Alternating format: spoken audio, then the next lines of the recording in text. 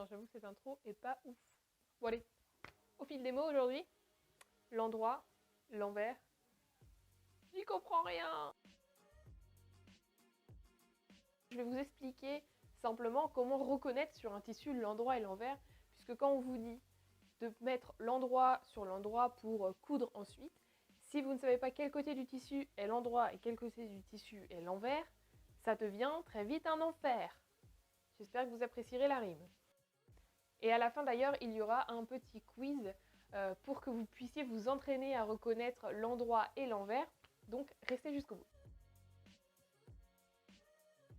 Donc ici, vous pouvez voir l'endroit, qui est donc effectivement ce qu'on porte, ce qui se voit lorsqu'on le porte, et l'envers, l'intérieur. Donc ici, c'est très simple à reconnaître puisque c'est un tissu qui est imprimé. Il n'est pas tissé, donc vous allez pouvoir reconnaître très facilement le côté blanc où il n'y a pas d'impression et le côté là avec des motifs où il y a l'impression. Donc là, c'est très simple, endroit, envers, plutôt facile. Mais vous pouvez aussi avoir des tissus qui sont tissés et non imprimés. Et donc dans ce cas-là, c'est très difficile puisque vous allez avoir un côté avec le tissage et l'envers avec le tissage aussi. Alors comment moi je fais personnellement pour reconnaître, puisque là ça devient un peu plus complexe, eh bien ça dépend du type de tissu, puisque certaines fois, grâce au motif, vous allez pouvoir reconnaître ce qui est de l'endroit ou ce qui est de l'envers. Ou alors, sinon, eh bien je choisis un côté, quand vraiment je n'ai pas du tout l'idée. Je vais faire bien attention à la découpe de mon tissu.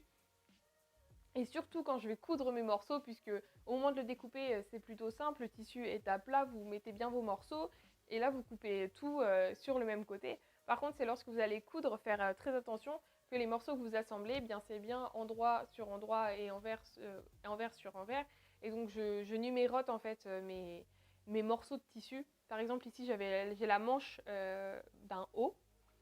Et bien pour savoir l'endroit ou l'envers, j'ai mis un ED ici pour endroit et le E donc pour l'envers. Aussi simple que ça, comme ça je me trompe pas.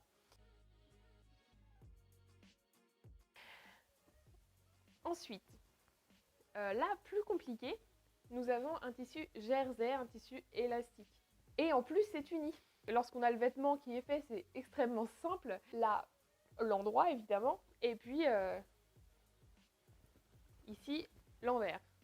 Donc là très difficile puisque vous avez un tissu uni. Donc comment est-ce qu'on fait? Eh bien, vous n'avez pas du tout le même schéma des mailles, de tissage. C'est comme ça que vous allez pouvoir reconnaître si le tissu est sur l'endroit ou sur l'envers. Donc je vous laisse regarder les photos que j'ai mis juste ici. Vous allez vraiment voir la différence. Et c'est là que c'est comme ça qu'on peut reconnaître le tissu. Donc il faut avoir l'œil et il faut bien regarder puisque lorsqu'il n'y a pas d'impression, c'est donc beaucoup plus compliqué. Donc encore une fois, quand c'est imprimé, c'est très simple. Vous savez que le côté imprimé, c'est l'endroit. Le côté qui n'est pas imprimé, c'est l'envers. Par contre, lorsque ce n'est pas imprimé, il faut regarder donc les mailles du tissu.